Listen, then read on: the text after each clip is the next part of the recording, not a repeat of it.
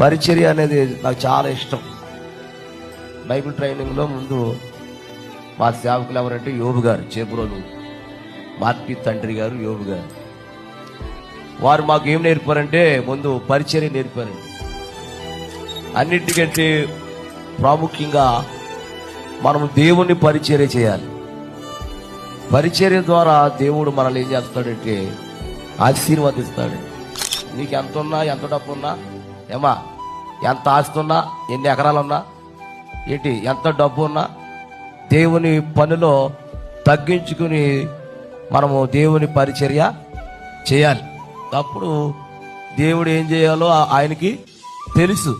పరిచర్య చేయకుండా వచ్చేసి కూర్చుని 4 మాటలు వినేసి 4 పాటలు పాడేసి పాపం చేసేసి సందా చేసేసి వెళ్ళిపోతాం కాదు. అర్థమవుతుందమ్మా నా మాట.